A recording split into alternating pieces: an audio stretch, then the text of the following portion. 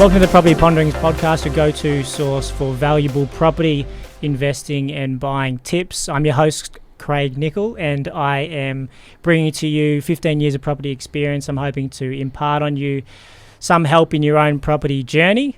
And today we've got some exciting guests here from Hutton Financial, financial brokers and planners with over 25 years of combined experience. So we're going to be talking about finance today, and hopefully they can give you some really good tips if you're just about to purchase a property or if you are thinking about getting started. So boys, welcome. Thanks for having us. Thank you. Good to have us. Excited to be here, mate.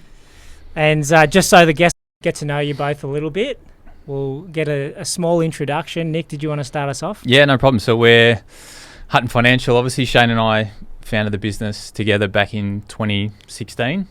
We're a boutique financial services firm that has a very simplified goal of helping our clients build their wealth and protect it. The ways or services in which that we offer to help do that is home and investment lending, wealth management and investment advice, commercial property lending, and then also debt advisory services to small to medium enterprise SMEs.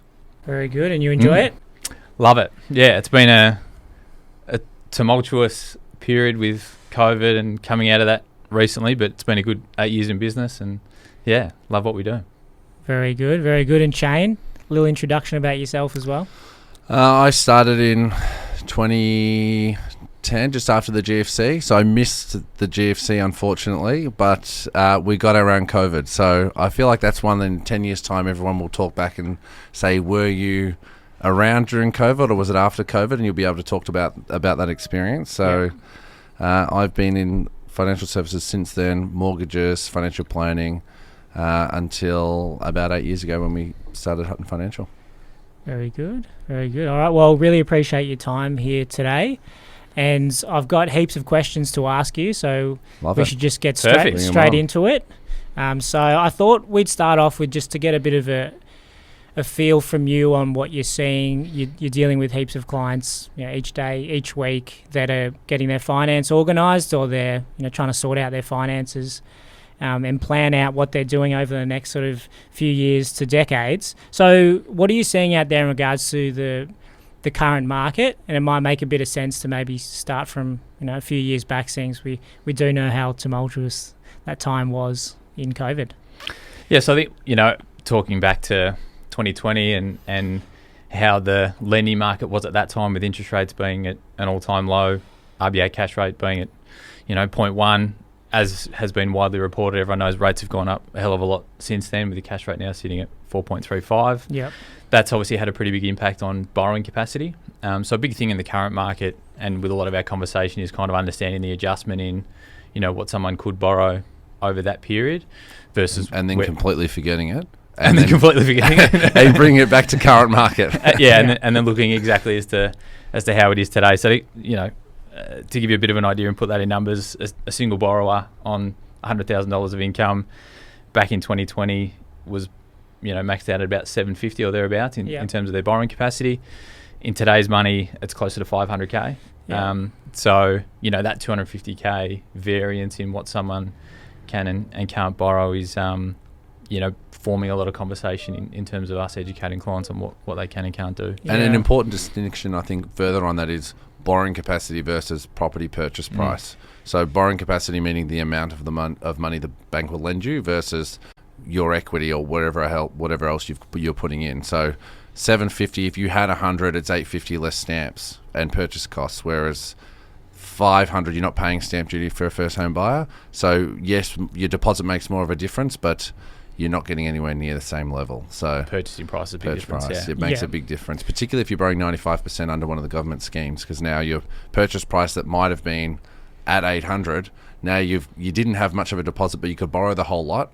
Now you might still have the same amount of deposit, but you can only get 500 grand. So that person has theoretically gone from a potentially 800 down to 550 purchase price. Yeah. And well, what did the clients do, or what did your clients do when that happened? Did you have clients that just stopped purchasing, or did they keep pushing ahead at a lower price range? They adjusted their price range. Property prices did come down slightly from the high peak of 22. So they have come back, But if you were looking, I had one classic example, and he was 1.3 he was looking for in northern suburbs in Melbourne, and you could get plenty of house for 1.3. He was upsizing, already had one, upsizing to get the next. His pre-approval was for 900 grand at the start, and he ended up borrowing 690 because he just got dragged back. Not everybody has parents that can give them the money, so he sold a property, he had another property, sold a property which he didn't want to sell, got money from his parents, so he ended up still buying for that same amount, but he had to just come up with more money, 600 instead of 300.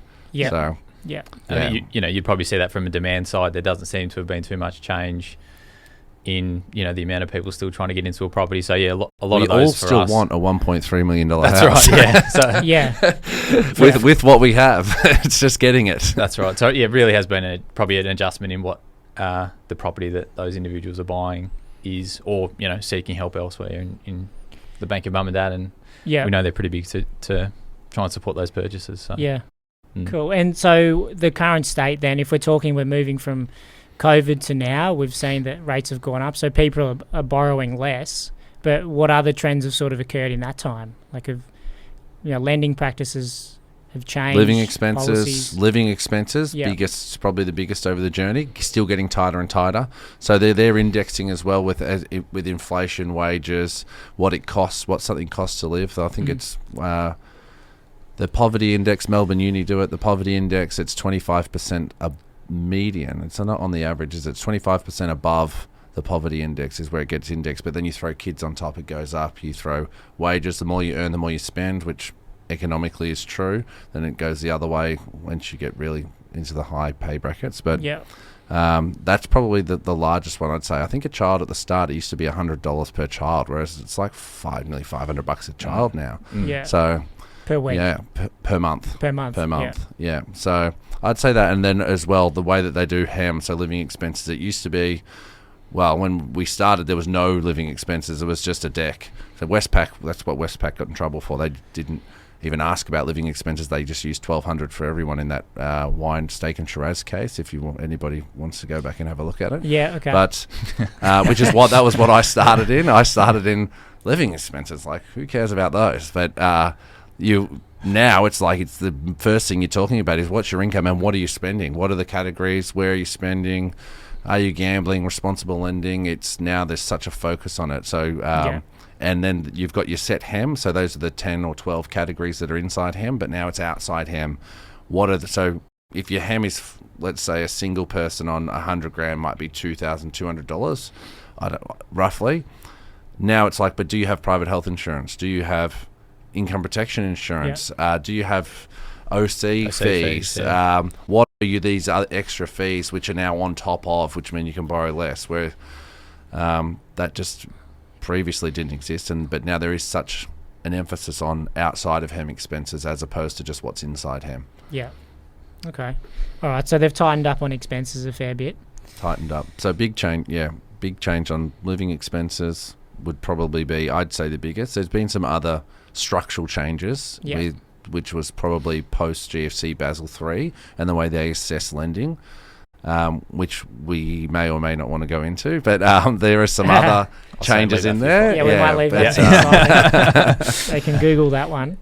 But what's the summary of that? Summary was investment lending and the way that they capture amortization of debt. So it used to be if you had a loan, an investment loan, the bank kind of didn't care about the loan, but they'd ask, well, what's the repayment? They'd still factor it into servicing, but they'd ask you, what do you pay on that loan? And you would say it's interest only, might cost you $1,000 a month. That was what you declared. They didn't say what's the loan term, is it interest only, is it P&I? That was just a self-declared amount. Whereas now every loan, and that's what they take as your expense. So you can see borrowing capacity would through the roof. Yeah. So this is before the living expenses. They've real focused on living expenses. So you can then all of a sudden, further to that, that's what allowed people to get so many properties previously, which is very hard to do now. Yeah.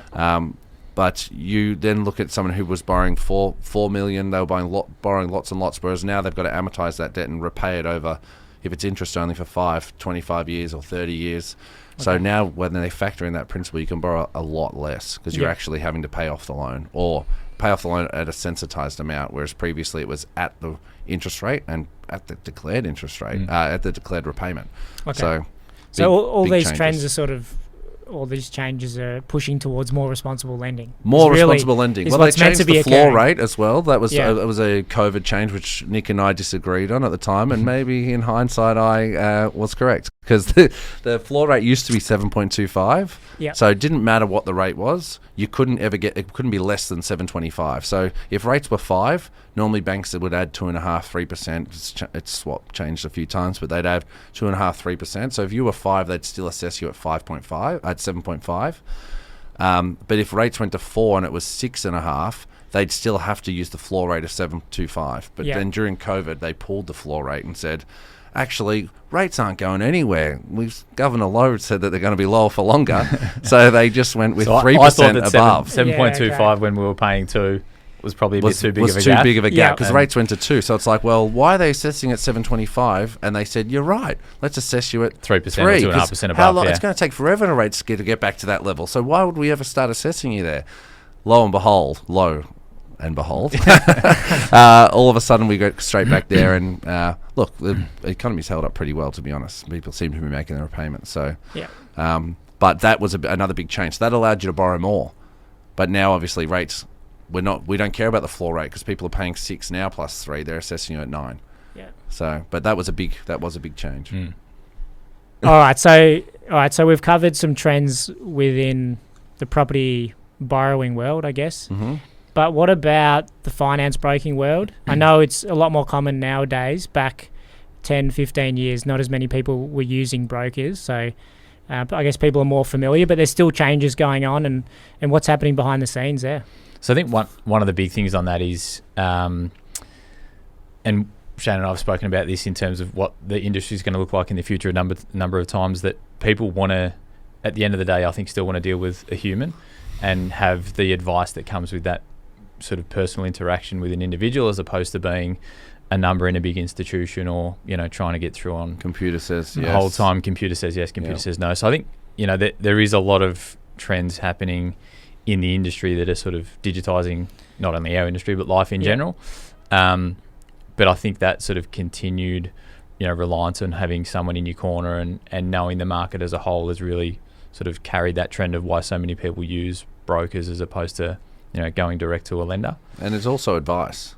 And the advice that comes with the advice component. And there's the old saying, never let the bank advise on debt, which has been never more prevalent. What the bank are only going to do what's best for the bank, because it's counter to your interests, which to think that a bank would act in your best interest is counterintuitive to the whole process. So, and we see that time and time again. Why did you do this? Oh, the bank just set it up for me like that.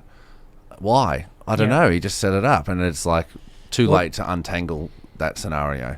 So what sort of examples are you saying? Like, we've got someone that's going to a bank and they're not speaking to a broker. What sort of mistakes are commonly being made, or they're not receiving guidance? I'd say the classic one, which costs somebody the most, would be client goes into the bank branch and says, Mr. Bank man or woman, I want a loan for my house, and that's all they ask. And we always laugh and. You want loan? I get you loan. And that's as far as they do. Yes, here's a loan, and they give you a loan and they send you away, and I'm sure they sell you lots of other reasons on why it was a good loan, and they might attach a credit card and things like that. But they haven't considered the structure, the plan, why what you're doing over the next few years. And not all the time, probably less so, but it used to be, this is property 1 and I plan on buying another property and I want to rent this property out. Now, we saw that, and I've seen this quite a few times, where they end up paying the majority of their house down. They owe $0 on their home loan, and they're like, great, now I want to buy my new house, I'm going to rent this out. And you've got no deductible debt. So you then borrow another $1 million, $2 million. I saw it happen to a guy in Brighton. He then bought for 4, so he had $4 million of non-deductible debt. And he owned his unencumbered house and an unencumbered investment property with no debt on it. And it's like, that's the absolute reverse scenario that you want to be in. So all he had to do is set up a home loan with an offset account initially, pay the loan down by the offset, equity transfer across to the new property, and he's got the deductible debt on his investment property. Yeah. So it's like nuances like that where, what's the plan for this property? how should we structure that accordingly, even down to repayments. But particularly, it's what are your plans for this long term? Will it ever be an investment property? If it is, this is how we should set it up. This is why, and knowing why you do that. And I think that's what, from our perspective, we take a financial planning approach to lending as well. So we want to know, we don't just want to help you with this property that you're buying now. It's what's the next 5 or 10 years, and how does that potentially impact the way this current loan is structured. And I think, any good broker in the market tends to think that way as well. And obviously people are seeing the results of that, hence so many more people using a broker over going to a lender directly. Yep. And finance broking trends, any final thoughts? Trends. So other trends would be CRA. So your credit report. So we've got Equifax, Ilion. I think that's now owned by Dun & Bradstreet. I was going to say Dun & Bradstreet's now.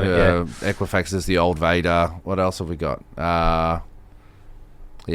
There's a handful of them that do most of the credit files. So a couple of things. So now the people not realizing positive reporting, negative reporting. So the positive reporting came in 2014, I think, and it was now back in when I started. It was what's on your credit file. Great, let's have a look. When you applied for finance, the amount and the lender, that's what you saw pretty much. You couldn't tell if the loan was approved, whether it was declined, whether it's current, or whether you've been making your repayments on time. All you could see was when you applied. That was the extent of it. Whereas they've moved now to what's called positive reporting. So your credit record is now pretty much most banks, not every bank, but pretty much most banks are now on positive reporting. So it's not only when you applied for any loan, when you applied for a loan, what was the amount, whether you actually proceeded, so if it's current, and if it's current, what have you been making the repayments on time? So they can see active live when they do a credit check, your last 24 months payments. So have you been making them? And people make mistakes, and mistakes can come back to haunt you very easily. So a 1, if you're more than 50, you do get a 15-day grace, but more than 15 days, you get a 1. More than 45, you get a 2. And they're looking back and going, in March 2022, you had a 2. What happened? Why didn't you make the payment on time? And it's assessing your character. So that drags your score right down. So it used to be, just a default. Did you have a default or something similar, bankruptcy? Whereas now it's like, well, have you made the repayment? Why not? And it could be a dispute with the bank. It could be they sent it to my other address and I moved. It was a late credit card, but nobody realizes that they've got a 2 on there until they want to borrow more money, and then it's like bang. A big one that you just touched on for that we see a lot, particularly for first home buyers, is they've been in a share house at some point. There's been multiple people on a utilities bill. Someone didn't pay it at some point. You moved out, they never transferred it. No one changed the mail. That's then gone to no one's paid it. Credit default on the credit corp. It's gone on the credit file. So being aware of those things and how they then impact. So the impact for the client really is, it might mean that they can't borrow, or that they can, but maybe not on the most favourable terms. Data breach, another big one. So the Optus, Medibank, Latitude got a lot of licenses and got a lot of details. Lots of people have come and again, I don't know whether it's just us, but they have got fake applications on there. Vodafone accounts. Could be anything. I just literally had one the other day, and on their record. And she's like, I don't have one of Vodafone. A victim of the ID theft. Someone who has done that has then made an inquiry using their information.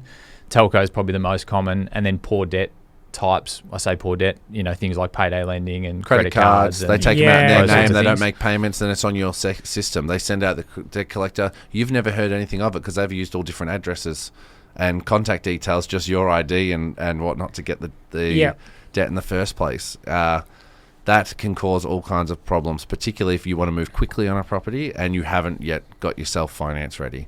So, but there's a system to remove that. But it's not quick, and it might not be free. So, and you've also got to then do a police report generally.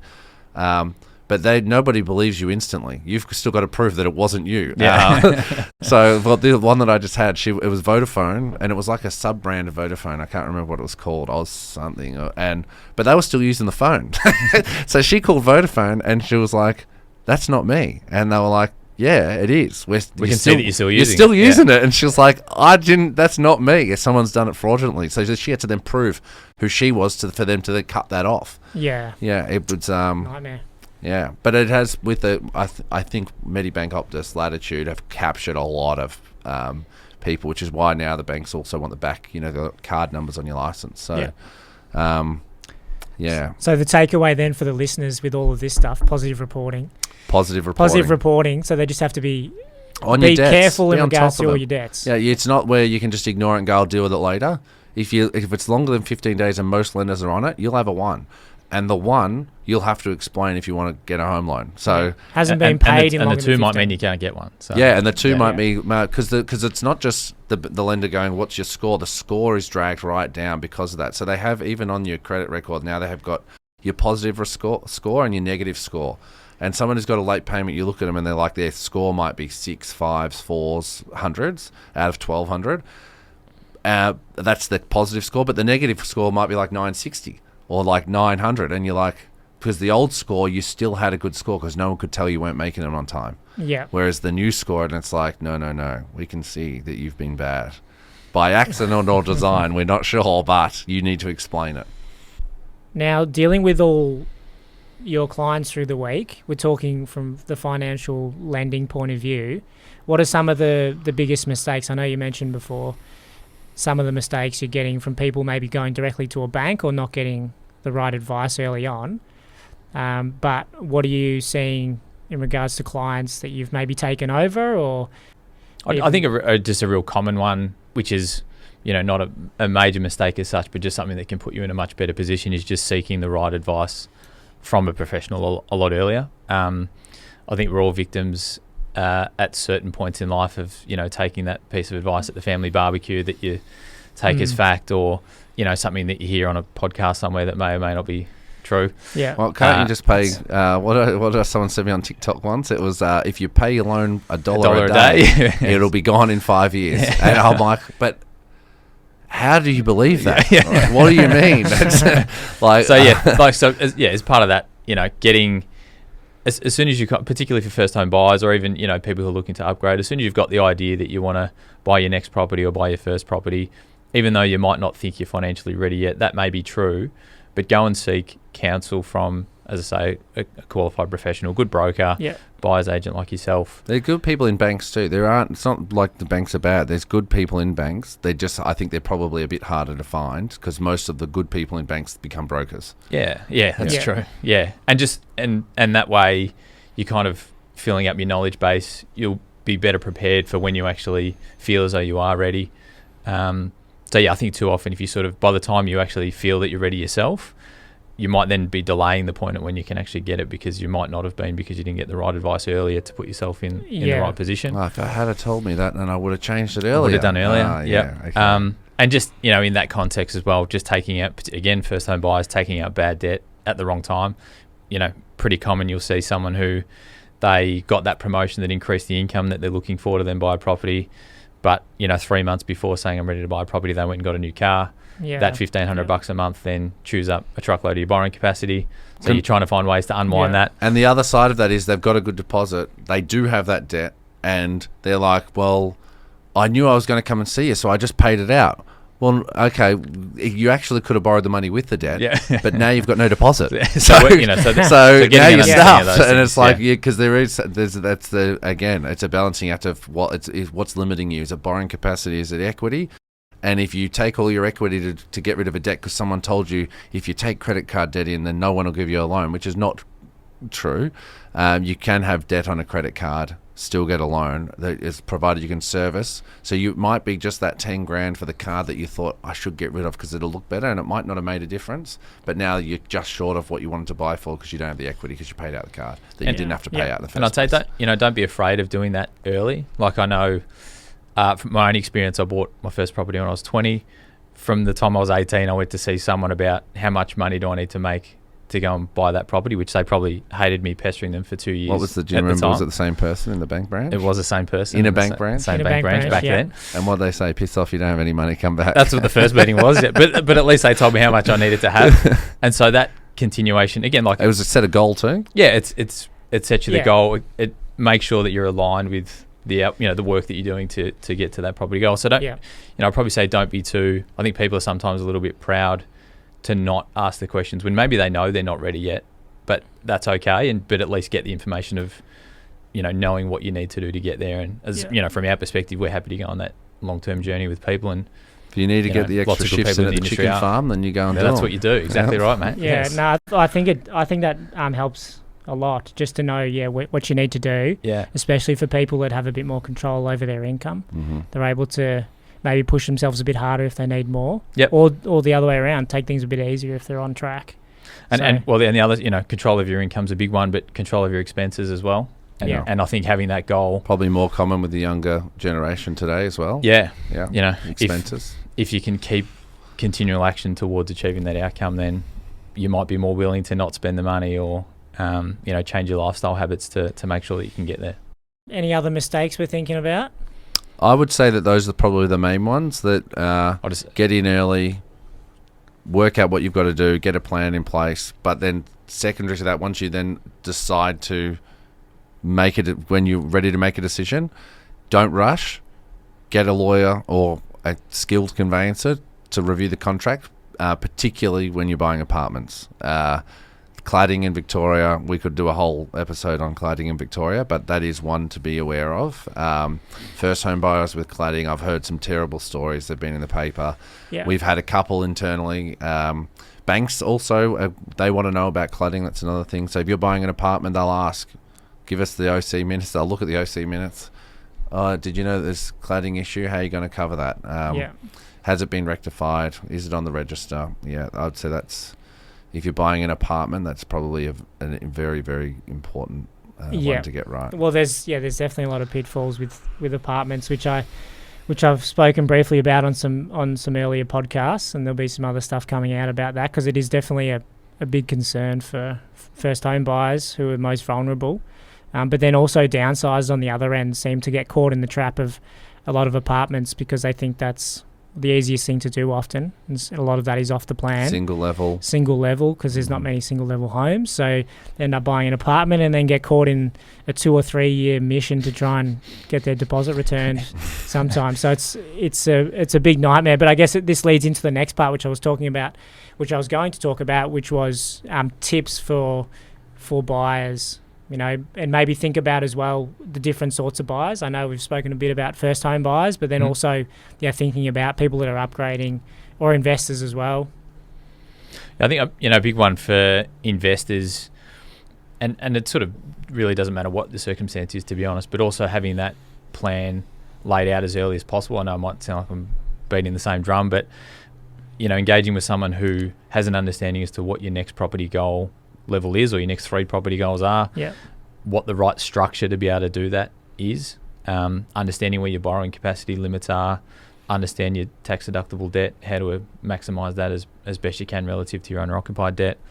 If you've got the plan to build out that larger portfolio, I think despite some of the responsible lending changes, it is still possible to buy multiple properties and build a good portfolio, but definitely as early in the piece of your planning to do that, engage with someone who can help you actually map that out and tell you what it looks like so that you can go and execute properly. I think that's something that's overlooked. I think when people start to have the idea of buying lots of properties, they think about the first one and they've got a dream to buy multiple, but I think they underestimate how important the structures early on are in regards to finance, being able to borrow. Like, I speak from personal experience that the financial structures and the ways that we're able to work things around allowed more leverage, whereas I see a lot of other people, they do get stuck at certain points because of maybe just the first decision they made. A small thing. And it's even the biggest income earners everyone's got a borrowing capacity limit at some level. So, knowing what that is and how it then impacts your multiple property portfolio goal, I think is really important. And that then, if that is the main goal over, what your owner occupied property is, then making sure that you're structured in a way that allows you to do that is really important as early as possible in the piece, because trying to unwind those things later can be really difficult. Yep. We used to say, James, doesn't matter who you are, even James Packer is going to be limited by borrowing capacity or equity. What's the modern day person? Who's the modern day James Packer? I don't know, but tech billionaire of some sort. Elon Musk. Yeah, I suppose Elon Musk. Yeah, I was looking for something more Australian.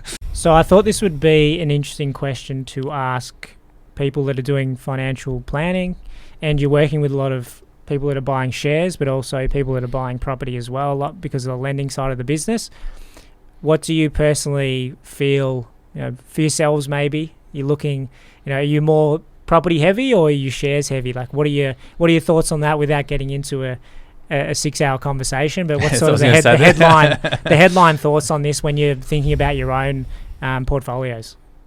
Personally, shares for me. I prefer shares. If I'm building wealth, shares would be where I'd be going. Why do you say that?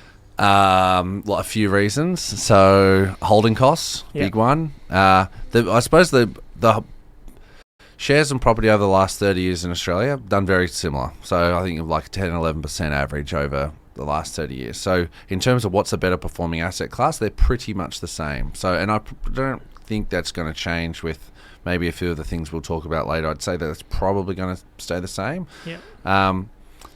But why people like property and you hear property stories is because you can leverage property at 80%. You can only get 20% of a property, 5% of the value, and go and borrow 95%. You can't do that with shares.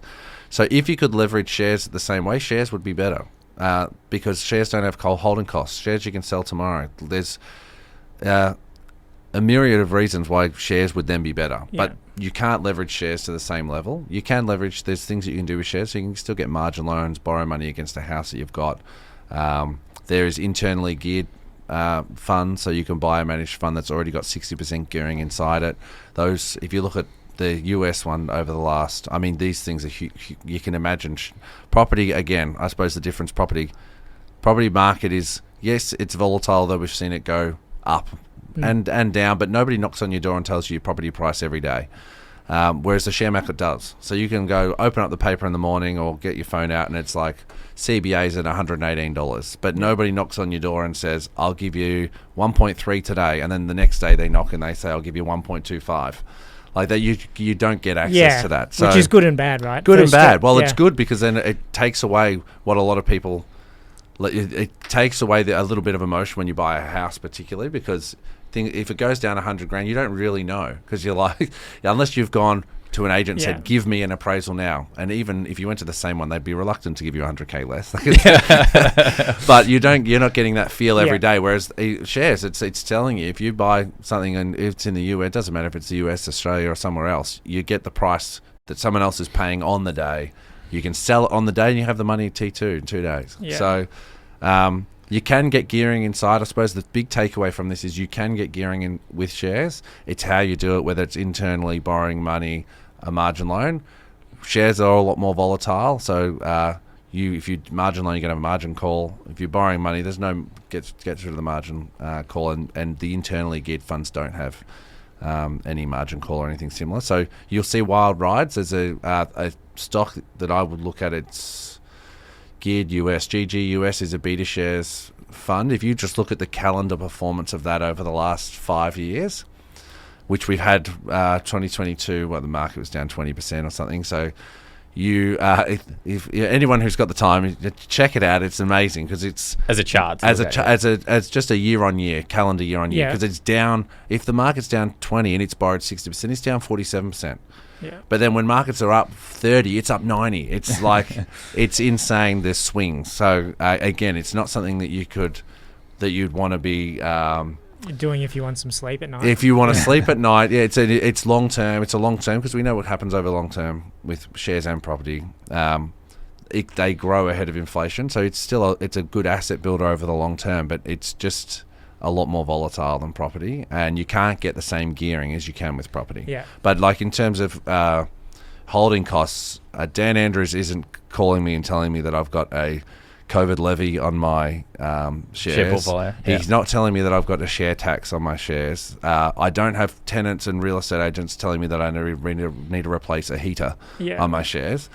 And the same thing, they're still getting a similar yield, depending on where you buy, but they're still getting a similar yield just without the headaches. But the thing that separates the two is the gearing, and that's, I think if people understood that a little better, then they'd probably, because there's some people that are so pro-property. If they realised why they're pro-property and the gearing, and there's still the inherent risk that comes with borrowing for property. You've got to have a job, pay the loan, like all the other things. But maybe I think that because you can see and touch property as well, people like it a little more. You can drive past your investment property; it's still there. Tenants haven't mowed the lawn. You can, the add value factor is another something one. where you can't physically get into the company and alter what's going on necessarily. True. Like not unless you got a lot of money. Yeah. So, but okay, thank you. And Nick, what are you thinking? From my perspective, property. Well, sort of the old. Personally, the old sort of Paul Clitheroe advice of, get into a profession that you like, make as much money as you can, spend less than you earn, and with the difference between, what you earn and what you save, invest in either shares or property, and I don't care which one. Yeah. Across, you try to have some exposure to both as best you can, whether that includes your superannuation and individual property investment as well. My focus has been mostly property because it's easier to understand. It's easy when you buy them at 20. Yeah. yeah, exactly. It's easier, for most people, it's easier to understand. The ability to access leverage, as Shane said, is also more commonplace. I'm not as really bullish as one or the other, but I think if whichever one you can get your head around the easiest and understand and be comfortable the most with. And be comfortable with is where you should start. It doesn't mean that at some point you don't then go the other way, but they're both doing well over the long term. Yeah, I think particularly when you let 700,000 people in the country. Correct. In a year, they got to live somewhere. Yeah, that's right. Yes. Yeah. All right. Well, so this next segment of the show, we're going to do some quickfire questions for you. Cool. To get some answers. So ideally, we want some short 30-second answers if we can. Yep. Just to ones that I think are relevant for people to hear. So the first one, can you get a loan term longer than 30 years in Australia for residential property? Quick answer is yes, you can. Yep. There's definitely a 35-year term product that you can get access to. We actually were talking about this earlier. There was up until very recently a 40-year loan term product. It may still be there, but I'm pretty sure there. It got pulled. But yeah, so that is, on its face, not the best thing to do. Longer loan term, more interest, but with other things considered, potentially it's the right option to help improve borrowing capacity to get into a property earlier. So the longer the loan term, the longer you got to pay it off. The shorter the repayment, the more you can borrow. Borrow longer loan term, borrow more. Not necessarily if you pay the minimum payment over 40 years, terrible decision. Yeah. But you're hoping when you do it young, it'd be a bit of a play where you try and increase your income, pay it down. You'd never want to pay it off over 40 years. It's just allowing you to borrow more money. Yep. Yeah. I've heard it discussed because of the difficulties of first home buyers getting in. Yep. And that's who it's marketed at, really. Primarily. I'm pretty sure you have to be a first home buyer on one of them, not the 35-year. The other 40 one you did have to. Yeah. Okay. All right. Next question. What's the shortest settlement that you've heard a bank do? A week. A week? So we don't encourage using that as a benchmark for what you can do as a normal process. But even earlier, I think I've done one a little bit sharper. Yeah. But a week, if you pre-approval or no pre-approval, buying at auction, bank accepts contract of sale, something happened, bang, you could get it done. You can get it done in a week. Yeah. Don't ever try and get it done in a week because too many things are outside of your control, vendor things outside of your control. Bank paperwork. But I have had one done very, very quickly. Next question. Why should someone speak to a broker if they can go directly to a bank? We've sort of answered that one. Never let the bank advise on debt. Yep. Never let the bank advise on debt would be the headline for the answer that follows. When there's other reasons underneath. There are also you go to one bank, you get one product, one loan product, and one set of policy. So classic example for that, self-employed. Go to NAB, they're taking 2 years. Most banks take 2 years. They average self-employed 2 years, last 2 years income. There's other assessment criteria. I just want to look at the 2 years. You go to ANZ, they'll take 1 year. That's policy. Make a loss the year before, they don't care. Profitable year one. NAB, make a loss the year before. Why did you lose money last year? We're averaging the 2. It's lower. Questions, many, many questions. ANZ, no questions. 1 year's financials, policy. There's 1,000 different policies out there. So remember that banks lend on a policy document. So there's 1,000 different little niches in there. Yeah. Knowing the niche and whether you fit one of those. So it could be a bonus policy, Macquarie take bonus most recent year, could be current year, one pay slip, away you go. They take it, still 80% of the bonus. Whereas other banks will want 2 years bonus, average or the lesser of.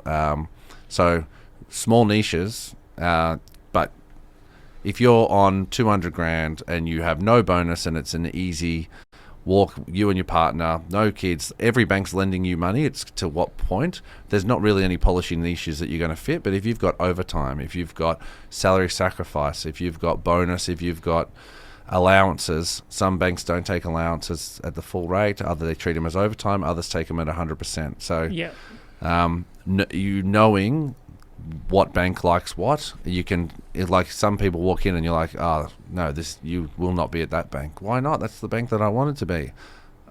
Well, because this is why. Look at all your overtime. This is how they assess it. You told me you wanted to buy purchase for this amount. Well, you can't do that with this bank. Okay, that makes sense. Yeah, so it's just navigating that whole system. Yeah, fitting criteria and trying to get somebody to find the policy niches that suit them. Yeah. All right, another couple of quick ones. Do financial planners help to create budgets for their individuals? The financial planner answer that one. Yes is the short answer. Yeah. Yes. Yes. Sticking to them is the hard part. Yeah. All right, we won't get into that then. Can I apply for finance if I've just started a new job? Yes, you can. Yeah. So there's, going back to sort of the policy niches, there's lenders that will absolutely take new starts. A wider group of lenders will take new starts, particularly if you've been in the same industry previously. Whether you might have been in the same industry working casually or whatever beforehand. But the short, sharp answer is yes, you can borrow money. Real estate agent the next. Approved. Well, yeah. With some lenders. Yeah. All right, last question. I'm 22 years old. Is it worth salary sacrificing into super? It depends, is the answer. The good news is if you're 22, first home buyer, you can get those salary sacrifice contributions back out using a scheme that is available, which is probably something we haven't touched on today, different schemes with with governments, federal, local, federal and state. So it depends. You can get, I think, 15 grand. Yeah, so first home buyer, super saver scheme, you can salary sacrifice or can make additional contributions up to 15 grand a year. Up to 50K, you can then pull that out for the purpose of buying your first property. So it's probably can you still a little open bit those cumbersome. Accounts? Yeah, you can still get them. Because you just put them into your super account, then you got to release it. Yeah, okay. Yeah, so it's a little bit cumbersome. I was going to say, it is a little bit. It's probably one of the most underutilized programs of all of those sort of government incentive or government type incentives that are out there at the moment. And I reckon one of the reasons for that is you got to get in. If you're planning on buying a property tomorrow, it's not that attractive. If you're thinking about what you're going to do in the next 2 years, it can be much more attractive. Yeah. I don't know many first home buyers, particularly young people, that plan buying a house 3 years out. Which is usually I think it's time to buy a house. Yeah. Do you reckon I can do it? It seems to be a pretty quick decision. I think back in the day it used to be, all right, I'm going to start saving, scrap it all together to plan on buying. Whereas now it seems to be people are like, all right, I'm ready to buy. Why can't I buy the house that I'm after? Saving. So it's a good, really good scheme from a tax perspective. Not that I'll give any tax advice, but SALSAC into superannuation is a fantastic tax deduction. Yep. Provided definitely you're not earning over 250. Correct. So definitely one worth looking at, and it depends. Still, we've got to put that caveat on everyone's individual circumstance, but other schemes, state-based schemes, federal schemes. Of the two, our head and shoulders above would be the federal scheme, first home guarantee, 95% bank guarantee. You need 5. Few little nuances with that, but that's the scheme you want to be in. You don't want to be buying if you have to and you don't have another choice, sure, you'd use the state one, but nobody wants to buy a house with the state government. That is a recipe for disaster. And another good single parent guarantee, so as little as a 2% deposit will allow you to get into a property as well. So if you think about that on numbers, so if you buy for 6, you need 30 grand. Yeah, and so maybe a handful of costs because there's no stamps. And probably a very common cohort that would assume they can't get into the property market. That I'd definitely encourage those people that, whilst that scheme is around, to consider that as an option and look into it a bit further. Yeah. That's good advice. So I've got one last question. It's not on the run sheet. It's not actually on the run sheet, but I wanted to get your thoughts from being on the inside in the finance world on what your prediction is in regards to property. It's a property podcast, so I don't want to hear about your shares, but property. So I'll give you my. So in terms of what we're seeing for this year. Yeah, for this year, I mean, I'll put a caveat on it that no one really knows the answer. Yep. One thing that I think will positively impact price growth is the stage 3 tax cuts that are coming in 1st of July. That will put more cash flow into people's homes. So obviously stage 3 tax cuts coming in, that will decrease the amount of tax that those people pay, therefore increasing the amount of cash that hits their bank account every week or month, fortnight, which increases your borrowing capacity. So the impact of that will be, depending on where you sit in the tax scale and lend a bit, between 3 to 5% in additional borrowing capacity. Oh, wow. So some of what we've lost previously with rates increasing and that sort of stuff, you claw some of that back a little bit, provided it doesn't get eaten up by inflation. So that we see as a positive likely impact on property price growth. The other one, in addition to that, is, again, no one really knows when interest rates are going to start coming down again, but the general consensus across all the major bank economists is that somewhere between, last quarter of this calendar year and early into next year, we'll start to see those. A 0.25% reduction in interest rate gives you another kind of 3 to 5% in borrowing capacity. So, 6 to 10% of additional purchasing power coming into the market potentially over the next 12 months. It flows straight through to purchase prices. You give people more money to borrow, they'll spend it. They will spend it. Yeah, and it's important to realise that you do have to pay it back. So, yes, you can borrow more, but you still have to pay it back. So you've got to afford the repayment. The good thing, rates probably aren't going to 9%, but the bank are assessing you at 9% at the moment. So you probably can afford. You probably can make the payment, but can you afford to make the changes to your lifestyle to ensure you can? Is the question. And I think people have had to make more of those decisions in the last 2 years than they ever have in the past. Yep. Well, unless you speak to someone who's been around a lot longer than us, and they talk about 17% interest rates and the 1990s and things like that. But rates then trended down for a long period of time. GFC went up, and then again a long period of time down. So people haven't experienced ups like this in a lot.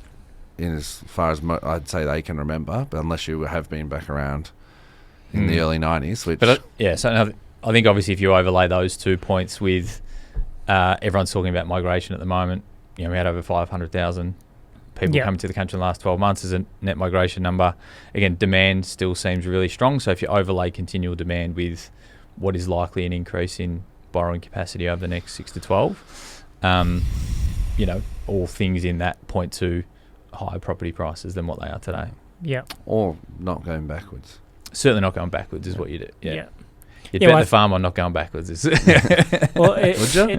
Yeah, I would. Yeah. It does sort of seem like people with the news, months ago, that rates have basically hit their ceiling potentially for now. So now, buyers already started to pick up their rate. Talking to agents, they're like, hey, we've had 60 through. We haven't seen these numbers for years and since rates started going up. Yep. So there's agents that we're speaking to, they're seeing more and more people through. We've heard rates aren't going up.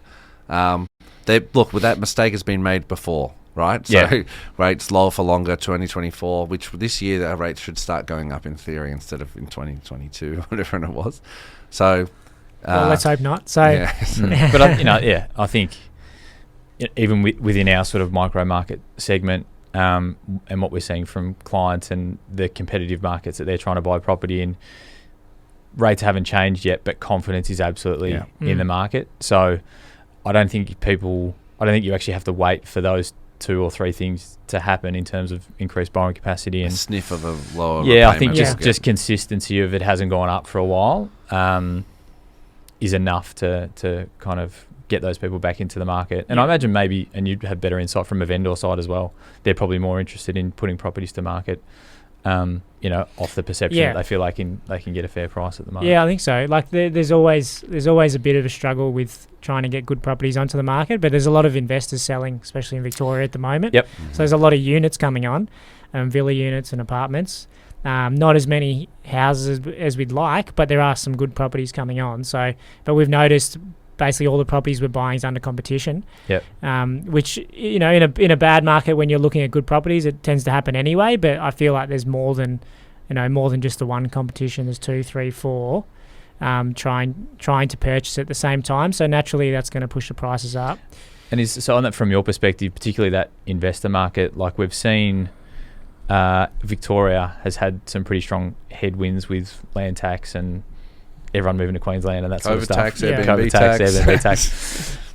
So as a market hasn't probably performed as well as, or not probably, hasn't performed as well as some of the interstate markets. But do you see that as a bit of a, like there'll be an opportunity, like is there a tipping point, do you think, that comes back where, like one thing I was thinking about, incomes Sydney compared to Melbourne, fairly comparable, hugely different purchase price from a property point. Do you think that creates opportunity in Victoria? Yeah, I think so. Like I wouldn't say that Melbourne's suddenly catching up to Sydney, but I think the gap has gotten very wide, and Melbourne has, or Victoria, I guess you could just say Melbourne because regional's been pretty good. Yep.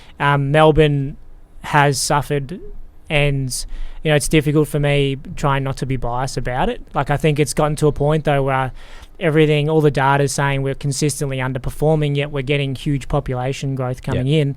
We're getting very limited supply. There's not much good, not many good properties coming onto the market. Like it seems like everything's working for basically, something like some sort of impetus to. There's a lot of sort of lead indicators. Yeah, a lot of lead indicators that would say it will come. And it's just like we're waiting for something, and maybe it's going to be a change of state government, something like that will trigger a process where markets could really rally and outperform, and I think that'll come. But I would say trying to get the exact date on that's difficult, and I feel like forecasting interest rates, mate. I feel like exactly. But I feel like it's between now and the next 2 years seems like a reasonable range to say that something's got to give. We've got Adelaide and Queensland shooting through the roof, Perth for different reasons. Like everything's sort of going really strong, and I understand why that might be the case, but they're catching up to Melbourne quite quickly, and it seems like the only thing holding it back is a stigma that maybe is just sort of dissipating a little bit, especially now that the city's there seems a lot busier. Maybe not as many people are going in there, but I think the lockdown hangover was pretty real for Melbourne, and so I think it'll be really interesting to see what happens with those, as you say, those lead indicators and where that takes us over the next 12, 24 months I think particularly from a metro Melbourne market. Yeah, exactly. Well. Yeah. So, let's see what happens. The thing about technology and social media these days is that things bounce up and down a lot quicker than they used to, I reckon. So, things are pretty good at the moment, and I feel like we're sort of pushing upwards, and the data would say that as well, but we'll see what happens, hey? So, but I do want to thank you guys for coming on the show today. Thanks for having us. Thank you. It's been a pleasure. Wonderful insights for our listeners, and did you ponder? a bit of ponderings. Well played. So did you want to tell them if anyone wants to get in touch with you guys just for some more information on anything you've discussed? Reach out. Best place is probably the website, huttonfinancial.com.au. Happy to chat to anyone on any questions that they might have, and look forward to hearing from people. Lovely. All right, boys, thank you. Really appreciate you listening, and I hope this has helped you if you're looking to purchase a property. If you want some more information, feel free to reach out. You can jump on our website, www.nickelbuyeradvisory.com.au. I'm Craig. I'll chat to you soon.